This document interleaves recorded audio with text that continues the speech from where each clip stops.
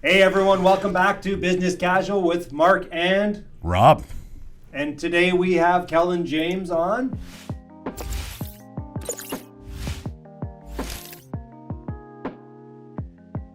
And if you guys haven't been following Kellan James, well, you might not have because he took a social media blackout there for 6 months. Over a year, actually. Yeah. Over a year. Yeah, over a year. Yeah. Time flies when you're having fun, I guess. Yeah. But if you don't know him, he's a great real estate investor. You might notice a trend on this show, who buys all his properties using zero outside money, or zero partnership money. Yeah. And he's working in London, Ontario, and he just keeps ramping on up. Yeah. It's been honestly just a focus on the same thing for year after year since 2016. I just started in the small multifamily space, 2 to 4 unit buildings, and then now I've moved into like 6 to 24 unit has been the range recently, but no joint venture partnerships. Sometimes I will bring on capital for down payments and things like that, but for the most part, just traditional financing and just sticking with the basics of BRRRR-ing, because there's a lot of distractions out there, a lot of different strategies people are doing, but for me, it's just been focusing on BRRRR-ing the same way for years and years. Yeah, that's awesome, Kellan. Why don't you tell us a little bit about how you got started? Like, you mentioned 2016, right? Yeah, 2016. I did a computer science degree for school, and then moved to London. Worked for a few years in the tech world. I worked for Cisco and another company as well. And I just lived super frugally. I literally sold my car when I moved to London and walked to work every day. Just like saved every penny I could for a while. Because you were one of the fire guys. Yeah. I was in like the financial. Well, that was when I was actually I'm not particularly a fan of working this 9 to 5 forever, and so I was like, how can I get out of this? So why don't you explain to the listeners what FIRE means? Yeah, FIRE is financial independence, retire early. So retire with quote unquotes these days, because a lot of people, the type of people who build up enough passive income to be able to not have to work actively in a 9 to 5 or whatever it may be, they tend to have a lot of drive in them, and they tend to want to keep working because they're enjoying what they're doing. So I kind of got into some of these like early like Mr. Money Mustache type people who were talking about like, saving up with index funds, investing in index funds, and like maybe after like 13 years of doing that the right way, you can actually retire early based on frugal spending. And that was sort of the initial path. I mean, I got a little bit, like once I started doing well in the real estate space, I started spending more, but to this day I still drive a Hyundai Accent, so. Well, I mean, we'll go back to the younger Kellan in a minute, but you were in New Zealand when I was in New Zealand. We kind of just missed each other. We were on that one side, I was on the other side. And So basically, initial story was, I ended up buying my first duplex when I realized real estate actually might be a good way to approach financial independence rather than just index funds.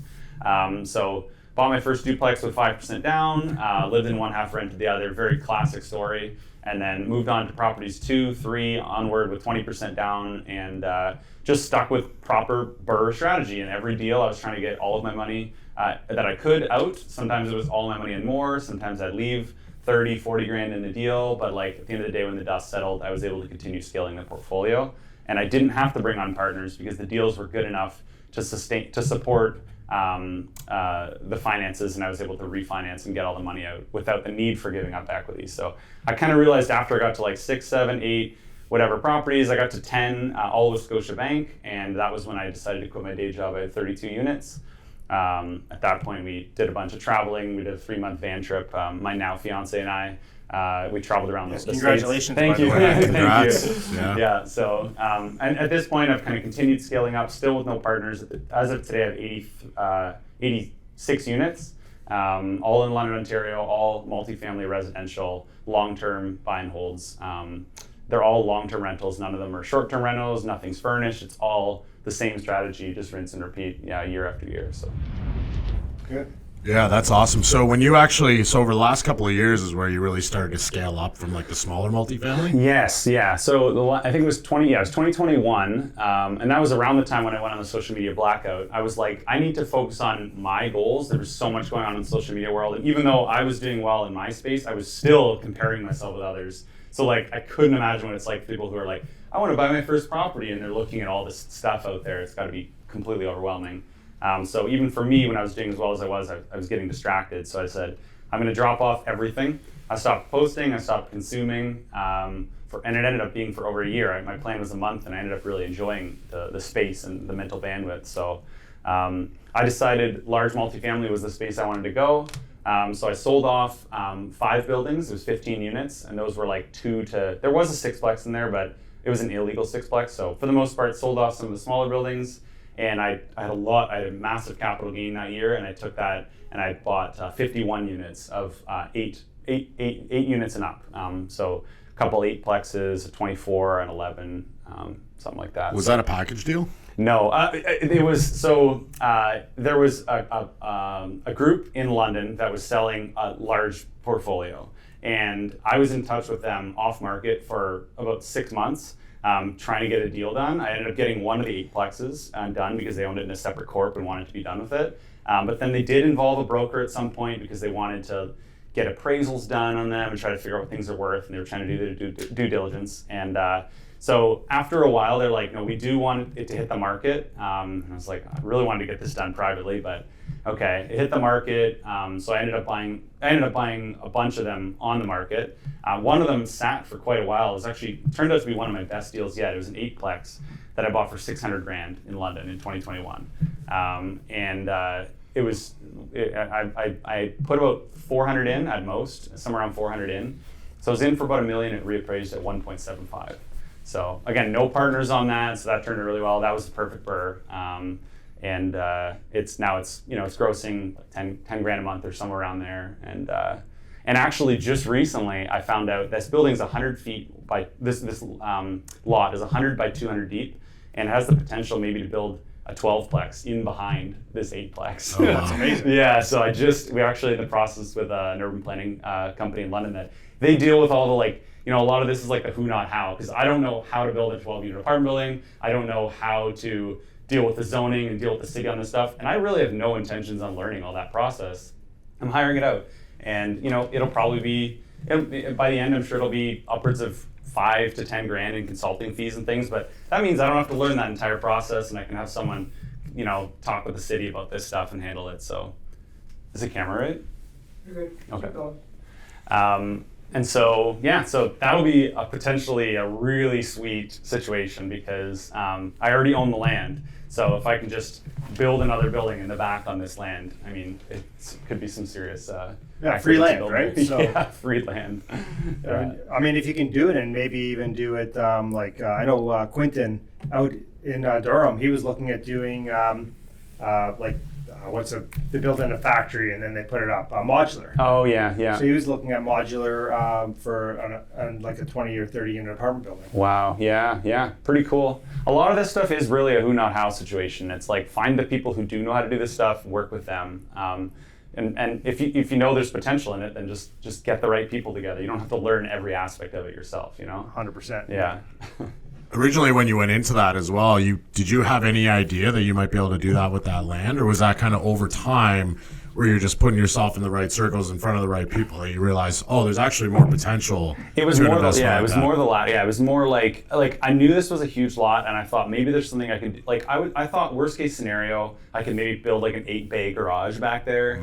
Call it tenant storage, rent them out, and that could be some additional income for pretty cheap. Pour a slab and build 8 garage bays. That was sort of my worst case scenario, or maybe kind of figure out some kind of interesting parking situation where I could charge things. But at the end of the day, the deal worked without any of that. So that was let's make sure that the deal works, and then if there's this cherry on the cake, then that's the way it works. So this isn't firm yet, but we do have the drawings done up for at least the zoning for where this 12-unit building can go, what the parking could look like, and we're going to submit the applications. So I'm lucky enough that it's actually in a zoning where the city right now is more favorable to the idea of infills. So London's actually being a lot more reasonable with that than they were in the years past, which is nice to see. They need how many more housing units, right? They're not building enough housing units. It's the story of Southwestern Ontario. Yeah. They're not building enough residential rentals. Yeah. For people to live. And it's so funny because they did this committee meeting where all the neighbors come and all the NIMBYs and they're like, we don't want this in our backyard, and quite literally person after person saying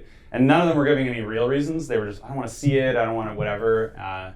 And then the city listened to all of these people, and then they're like, anyway, it's approved. Like in the same meeting, they're just like, and it's approved. Like at the end of the day, like it actually brought me a lot of like comfort knowing that like, you know, if I do have angry neighbors, it really doesn't end up making that big of a difference. So I mean, if the city needs more housing, it needs more housing, you know, and like. Well, and they got to put it somewhere, right? Exactly. Exactly. And that's why, I mean, I don't know what bill is it that Doug did? 23. Yeah. 23. Like, you know, it's true, right? It's necessary. Like, it's necessary. We need to densify. Yes. You know, again, I say it on every one of my podcasts. Almost 500,000 people are going to move into Canada. And the majority of them are going to move into southwestern Ontario. Yeah. And we need housing. They need some place to live. Yeah, absolutely. So infill is a good way to do it. So I mean, it's something to keep an eye out for if you can find plots of land that like have a building on it, but they have space to add more. I mean, in certain cities and stuff, adding that garden suite. Because like obviously the trend has been like, you know, people getting into real estate investing some years ago. Maybe I'll buy a condo. Okay, maybe I'll buy a house that can add a secondary suite to. Okay, maybe now there's something where I can add a garden suite. Maybe I'll get into a large multifamily. So this has sort of been the trend that I've seen with investors over the years. But at the end of the day, the trend is intensification. So yeah, and it's nice when the cities are a little more on board with it than they used to be. Yeah, I mean, maybe it's one thing the Ontario government did right there. One thing. Well, you're gonna go down this rabbit hole? No, we're not. But no, I mean that's the one thing, right? Like it's funny that, I mean, we can talk that all day long, but yes, they are starting to intensify, right? Yeah, like that's the one thing that they are, and I know 4 or 5 people who have got extra land with a property, and they built on there. Yeah. And it's like you said, it's just a free bonus. Yeah, there was a building I was looking at that's still kind of in my back pocket if I want to take it on, but it was an apartment building, and it had enough space to build maybe a few fourplexes on the same land. So I was like, this is sweet because the building again makes sense in itself, but it has all this extra grass that like could be useful. So that's something I might reach back out to that seller at some point. Well, and the beauty of that 12plex or those fourplexes is they aren't under rent control. No, yes, true. I have nothing like that right now. Almost everything I own is pretty much 100 years old. So yeah, they're all in like old whatever neighborhood in London. So yeah, so there's no rent control. Everything's old as hell. So there you go. That'd be really nice to have. Although it almost wouldn't be necessary because if you're building it brand new, you're going to have market rent from the start. But if rent's in 10 years, true. Yeah, true. Right, like in As 10 long as years, the you government can't keep doesn't- up with market rent. So. Right. And I haven't followed that. I've never had that opportunity, but I know that like there's a chance they might change the date at some point and say, oh, now rent control is only after this date. But if a different type of government gets in, then I would probably think that that's what would happen. Yeah. So something to keep an eye on. But I mean, it is an advantage to consider. Yeah. I want to talk a little bit about the like scaling without joint venture partners. Yeah. Like we've kind of rewind a little bit. When you were into the duplexes and the triplexes at the very beginning, you're doing a lot of this on your own before you scaled up into the larger stuff. What was the kind of the reason behind not wanting? Was it not wanting to do it with joint ventures, or you wanted to do all this on your own? Yeah. So initially I was like, I can do it on my own, so I will. And then it was like, okay, why is everyone doing all these joint ventures? Because there's so many people, like it was like all over social media, joint venture partnerships. And I realized the main reason that's happening, is because they're trying to attract joint venture partners. Mm-hmm. That's why they're talking about the benefits of joint venture partners. So I was like, cool, like I get the pitch for the people doing that, but the reality is, how do I want to approach my investing? And I realized that like, you can imagine during a time like this, what are partners saying what are the passive partners saying to the active partner? Like, oh, maybe we need to sell, like whatever. Like, if you have a whole bunch of partners and they're all kind of on you about this, even if you have the right stuff in writing, it's just a lot of pressure, a lot of mental bandwidth to consider. There definitely are great ways to structure joint venture partnerships, and we did a whole video on this on your YouTube channel. We did, actually. Yeah. We'll post the link. Yeah. So I mean, you can do it either way, but for me, I was like, this is the way I want to go. I tend to go with the simpler routes and things that take less mental bandwidth for me. So path if I of least know resistance. and like say I've got 5 buildings and like I've got 8 renovations on the go. It's like, which renovations do I take on? I take on the one that makes the most sense for the portfolio. Not, oh, what about this person and what's their situation? Should I get that unit done? When's the refi? Whatever. Like I can make every decision based on what's best for me. Without needing to feel selfish, because this portfolio is mine. I don't have other people that are being affected by it. And the nice thing is I've since brought in property management, I have a GC, and I actually feel a lot of the benefits that you get from joint venture partnerships by having these people on my team, because we all have similar best interests in mind. My property managers want to get turnovers, because when they get turnovers, I get more rent and they get paid more. Yeah. So it ends up feeling like a partnership, and you can have people helping you. You're not alone when you're a solo investor. You can bring on people who have and align the incentives with you without necessarily it being equity that you're giving away. How long before you brought property management on? 52 units I did myself. Wow. Yeah. So that was too long. You think? Yeah, it was too long. Actually, I had 32. You still have hair. Yeah. I think I'm starting to get a little not as gray much here. gray as you and I, Mark. Yeah. Well, he is 10 years younger than, or more I'm 33. Than. Yeah, he's more than 10 years. He's 12 years younger than I am. So. 33 soon. I have 10 years on him. Yeah, okay. Well, they're fair, but I self-managed with 30. 10-year-old Rob. I know, right? But you know what, Mark? You're always going to be 50 before I will be. That's true. And always better looking. And you know what? It's going to be two. You know what though? It's going to be two parties at 50. We'll get a couple of years apart. It'll be something to look forward to. There you go. Vegas, here we come. Yeah, let's go. Yeah, so we digress. I had 32 units when I was self-managing with my day job, and then I left my day job and I got to 52, because once I left the day job, I was now it's easy to self-manage. I don't have the job anymore. But then I was traveling. When I had 52 units and I bought some apartment buildings. That was when I at that time I think I gave my property my new acquisitions to my property manager initially, so the tenants never met me, which was a wonderful feeling. You put out a post about that the other day, actually, on your social media. Yeah, on Instagram. You're walking by your buildings. I was walking by, and none of the tenants know who I am, and it's a really nice feeling to know that. But once I left the job, I had a little more space to self-manage. But then we were traveling. We were in Costa Rica a year and a half ago, and I was literally about to go surfing. It was the most classic, I want to go to the beach right now, I want to surf and whatever, and I'm getting texts from tenants, and I was like, I'm done, I'm handing 100% of it over to management. So I sent them an email right that minute. I was like, hey, and I ended up getting on call with them. There's motorcycles honking, whatever. I'm like, yeah, good. This needs to all be taken over. I don't want to have to think about it. It ends up being my whole portfolio is $65,000 or something to manage right now. For someone, it's one of the lowest paying, highest stress jobs, I think. I totally agree. I don't understand why anybody does it. If my property manager is listening, sorry. I'm just so surprised to hear that it wasn't until kind of that point. 52 units, yeah. Well, I tend to be the opposite of most people in that, for sure, it's difficult for me to quit things. For a lot of people, quitting is almost the default setting. But for me, the default setting is push through this and do it until it works. Well, the growth is on the other side of that, right? Yes, exactly. It's all delayed gratification. It was manageable, and I mean, there are significant advantages to self-managing for your first 10 units or something like that. You can really make sure that things are optimized. At that stage, momentum is so important. So if you have a manager and they're not doing a good job turning units over, you're losing momentum to get the refi to buy the next deal. So once you're at a stage where your portfolio has some degree of momentum built in, you go back to property number 1, refinance property number 2. By the time you get back to property number 10, property 1's refinanceable again. You have momentum built into your portfolio. You don't need to be as optimal. You don't need to micromanage quite to the same degree. So I think that also brings up a really great point of scaling from the smaller multifamily into the larger multifamily. Because now you're talking about leverage there as well, right? Going back, looking at property 1 when you get to property 10. That's a really good point, because over time you can do this on your own. Yeah. There's benefits both ways, isn't there, right? There's 100%. benefits to doing it 100% ownership or in a joint venture partnership. Everybody's situation's different. Yeah. But I think that leverage point right there of actually being able to scale that up and hand all of that off. Yeah, it all comes back to simplicity. So knowing that the portfolio is all in the same kind of city, they're all long-term rentals, they're all following the same strategy. The goal is, BRRRR-ing them all. It's not I've got flips and wholesales and whatever on the side. It's no, it's all the same kind of thing.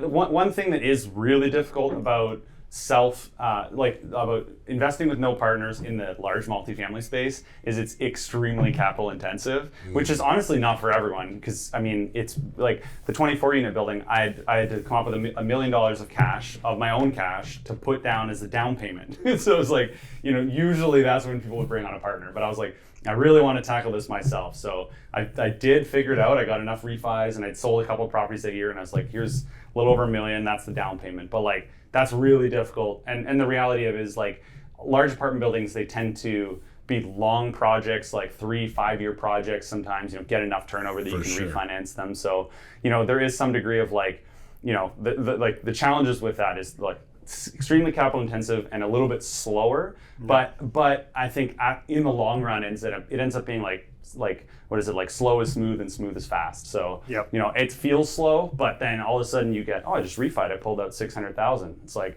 I'm gonna buy another apartment building. Like, the reality is it's just coming in these huge waves rather than like win along the way. So when do you stop?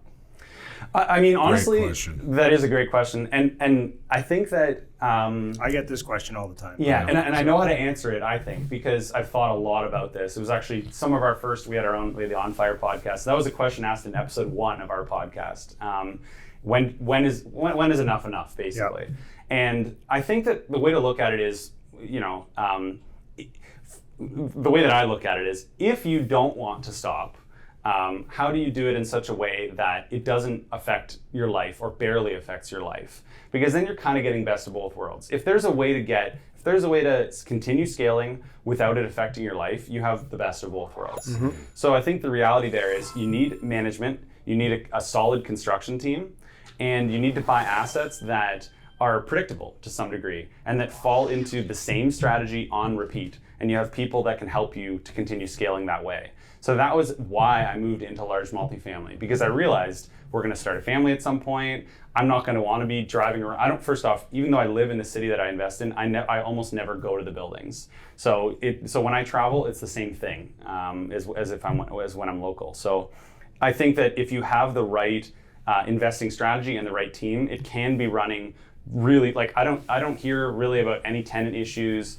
Construction kind of happens without me having with very little of my input. You set a plan. Yeah, exactly. So it ends up being like, you know, you could have a situation where you work like half an hour a day kind of thing. You know, you send some text, whatever, you check your email, that's it. And like, that's how you get the best of both worlds. You can't have something where you work 0 hours a day forever. Like, you have to be involved to some degree. You have to make the high level decisions. Well, I mean, either that or you're just going to be the passive partner somewhere. Exactly. Somebody's going to do the work. Yeah, and a big part of the reason why I invest the way I do is to have full control over my portfolio, and that's the reason why I'm not as particularly interested about being the passive partner. Yeah. I like the idea of knowing exactly how things are being handled. So I think that that's the answer to the when do you stop, is if you choose not to stop, set up a system so that you don't need to be involved very much at all.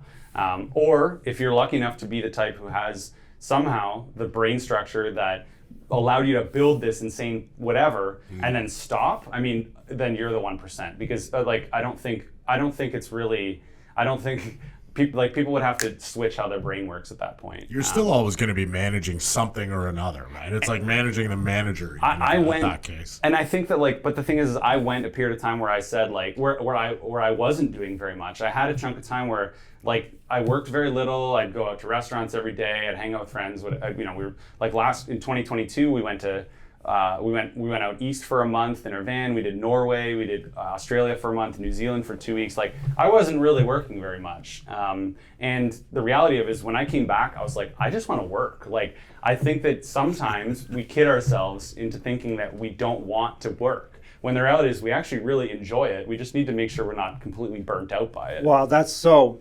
I mean, I retired at 39. Right. Like 5 years ago, I retired, and then I did that for about 1.5 years, and I was like, oh. Bored. I'm bored now. Yeah. And looking back on it as, I was burnt out. Yeah. Yes. I burnt myself out, and I got to a point where it's like, For sure, I burnt out too, and it was brutal. It took a year and a half.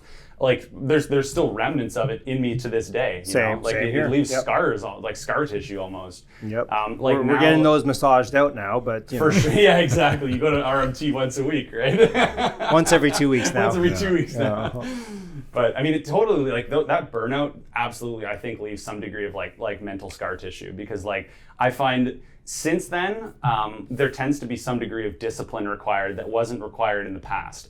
It was sort of like I was pumped to do everything, and now like when I want to work, it takes a little bit more discipline and effort to do than when I had the momentum I had. Yeah. And I think it's because of the burnout to some degree. I mean, age could play a role, but I really do think the burnout's the thing, because I do think this could be sustainable, but it needs to be second to your life.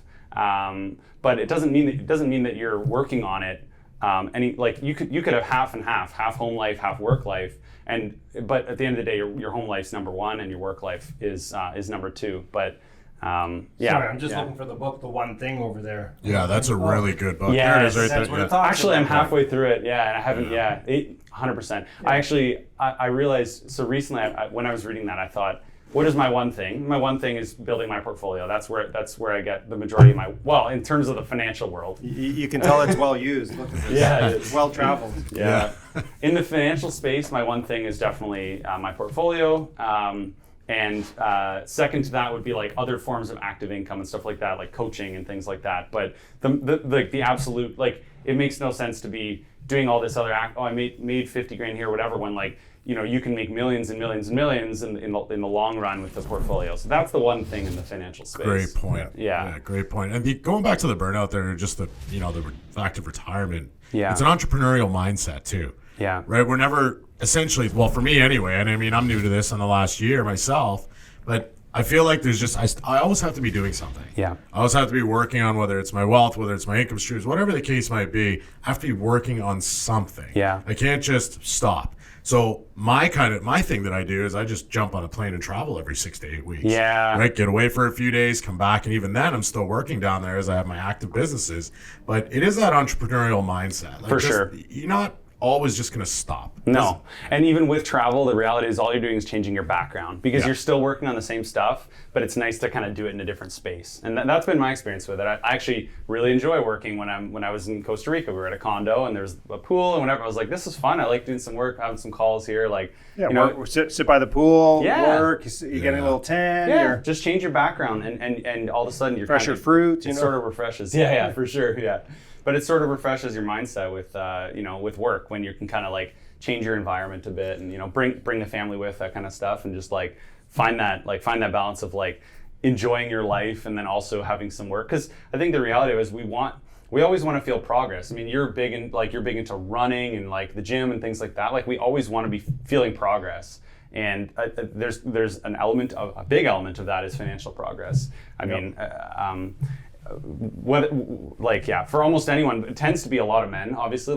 It's definitely the case that we see investors all across the board. But like I think especially with men, they tend to be like, they have that like instinctive need to want to build in the financial space. It's just sort of ingrained in our brains. Obviously, we see it with women as well, and like with their hunting and gathering nature. I don't know what it is, but I mean, you hear this so often from men. So I think it's just good to embrace it and just say, I actually really like working, and maybe you find that balance where like the family's happy because you're working and you're getting a lot of this stuff done, and you're happy to be doing what you're doing, and you're not kidding yourselves yourself into thinking like, maybe I shouldn't work as much and whatever. It's like, you don't want to work like 12 hours a day every day, but like, if you work at least a few hours a day every day, you'll probably feel good. It kind of scratches that itch that we tend to have. Yeah, go to the gym, do a little work. Yeah. Have a nice lunch. Exactly. Yeah. And that's been my routine the last while, I can't work out first thing in the morning for some reason. It just doesn't work for me. But I get up, I work for an hour on like business stuff, and it allows me to get hydrated and get my day started, and then I go to the gym. Well, it's so funny. I was like, I made the conscious decision this morning. I was like, I'm going to go to the 6:30 class today instead of the 5:30. Yeah. And I walk in, stroll into the 6:30, and everyone in the 5:30 is like, what the hell? All the 6:30 guys are like, did you sleep in? I'm like, no, I just decided to come in later. And they're like, oh, you slept in? I'm like, no, I was still up at 4:30. An active decision. I was just like, I really didn't have anything booked until 11 o'clock. Yeah. And it's like, I had the time. I think it's funny because in that situation, it looks like you decided to sleep in, but the reality is you made an intentional decision. My plan is to do this now, but people don't see it that way. And I think in the real estate space, that sometimes applies where like along the way, it was like, why aren't you doing Airbnb? Why aren't you doing flips? Like, look at all these opportunities. It's like, do you not see them? It's like, no, I see them. They're just not my opportunities. Like, I'm focusing on this thing over here, and I more than saw them. I dove in and learned everything I could about those things and decided these aren't for me. They're not part of my long-term goals. Yeah. I don't know what Airbnb looks like 20 years from now. I don't know what student rentals look like 20 years from now. I don't know that people are going to want furnished rentals in this neighborhood, so it's just like, but I do know 1 and 2 bedroom apartments are always going to be needed in the core of this city, It is one asset class that will always continue to perform. Yeah, well, exactly. And I say it every YouTube that I get a chance is more people are moving in and they're not building enough of it. I said it earlier, right? Like it's needed. But the Toronto Star tried to throw a bunch of, I shouldn't know. Shade? We'll go back on that one. Whatever, just say it. Who cares? The Toronto Star put out an article this morning, which was quite funny, that the decline in the housing market of what they expect in 2023. And finally, for once, I noticed in this article where it's like from the peak of the market, they're projecting as high as even 50%. I think that might have been in Bancroft. First of all, the way that I look at that is that's just a bunch of shade. Doesn't make any sense to me. When you look at immigration, you look at people that are coming in, these asset classes are affordable for people to move into 1, 2, 3 bedroom apartments, things like that. If they can't afford the housing market, this just makes sense. Yeah, for sure. Yeah, we need it. We know that Canadian real estate in the long run is a good asset class to be invested in, especially in the just simple 1, 2 bedroom apartments. The reality is people aren't going to be able to afford. The likely reality is people won't be able to afford detached houses in 20 years. So there's going to be a lot more people that are in the rental space they make 60 grand a year at their day job or whatever it is that maybe they make 100 grand a year and they still can't afford a house, so they rent. So it's like there's going to be a space for that for sure. Kellan, that's a great point that you bring up there. Like, now in this type of market, how are you actually identifying a good deal? Because you're still continuing to scale. You're still looking at opportunity. Yeah. How are you identifying a good deal in this market? Yeah, so, and one correction is like the last bit for me, I am looking at opportunities, like we talked about some that I'm kind of considering, but the reality is I'm in a stabilization period in my portfolio right now. I actually wish I was in a growth phase of my portfolio right now, but the reality is, since 2016, I think from 2016 to 2018, I just acquired a whole bunch, and then I had a stabilization period for about a year.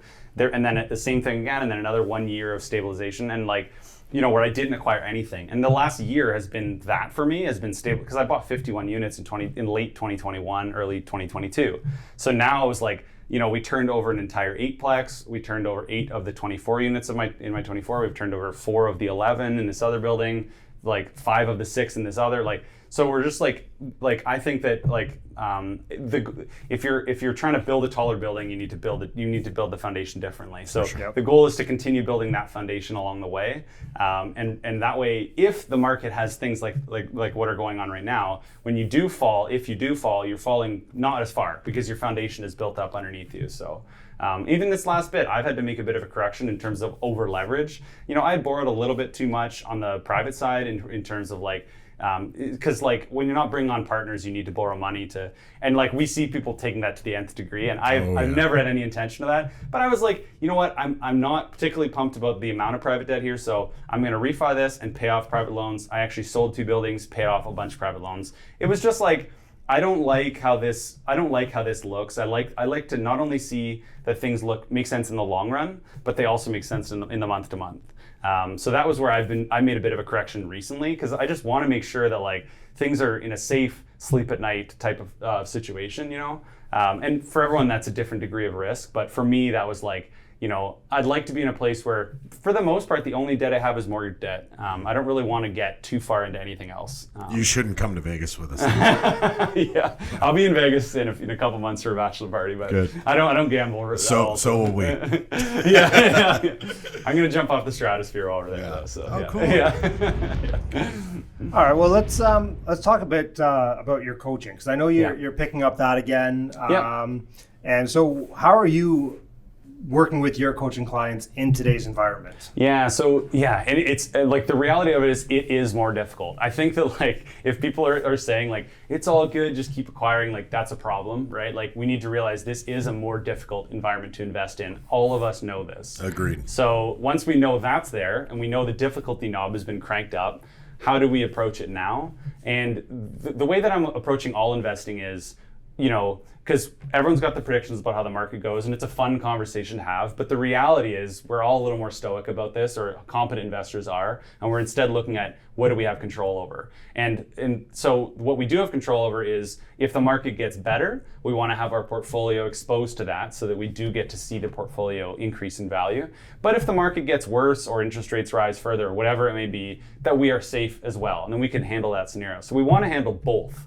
So that's how I'm approaching my investing, is making sure that I can weather both. Well, I can either weather this storm or ride this wave. Mm-hmm. And so I'm trying to approach the same thing with any of my coaching students. And the reality is, we're able to buy things for a lot less now than we were, which is great. But cash flow sucks compared to what it did before, and refinances suck compared to what they did before, because loan to values aren't as good. Yep. So not only do we need to now buy, not only are we are able to buy for less than a year ago's prices, but we need to buy even further under that in order to make sure we're buying under current market value. Or even the cost to build as well, right? Like, yes, yeah, oh yeah, that's a neat thing to consider. Sometimes actually a lot of these buildings you can buy them for cheaper than the cost to rebuild, especially like an old fourplex or something like that. Like, those can be really great in terms of income compared to purchase price. But yeah. Sorry, I got you off your train of thought. No problem. My apologies. No problem. My working memory is brutal. Take your time. Yeah, take your time.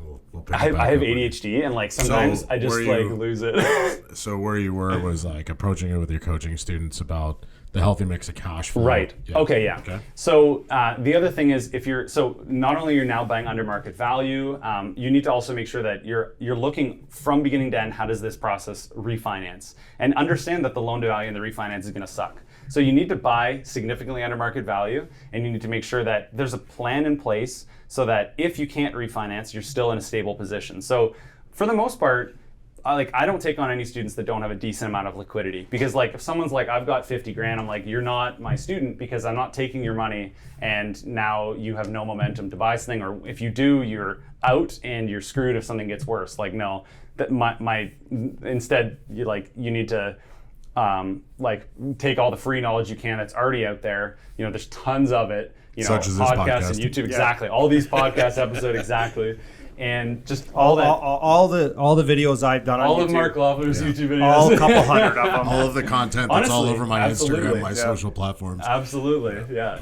No, that's a good point, Kellan. Like, Yeah. when you talk about liquidity there as well, is that maybe a combination of potential equity within a home, or is that liquidity cash, stocks, maybe that they can cash in? Or it's mostly going to be like cash, TFSAs. Maybe they have an RSP they can use a home buyer's plan type thing for. Maybe they have a family that has money that they're willing to invest with them. Like, in general, access to equity that isn't like, I'm borrowing that at 10% and I'm going to buy something with it. And I don't actually know if I'll be able to turn those units over. And if I do, and we turn it in, I need to get 75% loan to value on the refinance. Like, none of that plays out well. And like, we're seeing a lot of the result of like a little bit too much coaching out there, and a little bit too much of like, just buy whatever. We're seeing how this plays out now. And I mean, the number of people that we all know that have gone under, or have gone under and dragged people down with them, especially in terms of private lenders. And then also just people who are still presenting themselves as successful investors that are foreclosing on properties. There's all sorts of this stuff out there right now. Yep. So if you're a lender, first off, you need to be extremely careful. Yeah. I would generally avoid just promissory note loans. That's all I really work with, is people who loan on prom notes. But you need to know that the people you're working with are like 100% trustworthy. Yep. Yeah, and that they have a plan with whatever projects they're doing, because I don't think that people understand how difficult it is to unwind this debt. And like, I know, because I've done it, and this last bit, and I'm in the process of finalizing some more unwinding. And it's like, if you have like I had nowhere near what other people have, but say you have millions of dollars now, like there's a lot of people out there with millions and millions and millions of private debt. Yep. How do you unwind that and pay it all out? Can't. Like for the most part, you're borrowing more to pay people, and like like unless the goal is sell your entire portfolio and pay people out and take what's remaining, like sure, maybe that's possible. Yep.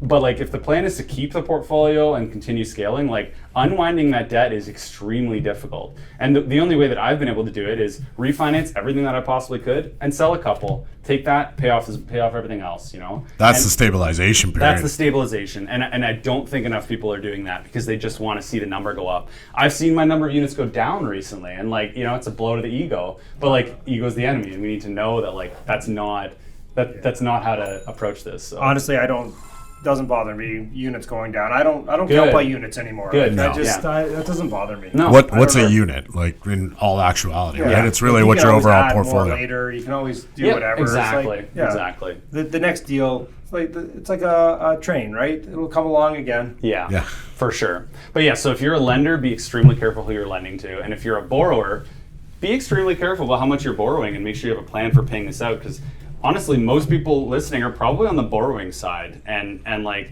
people really need to make sure they have a plan for unwinding that debt because it's more difficult than people think.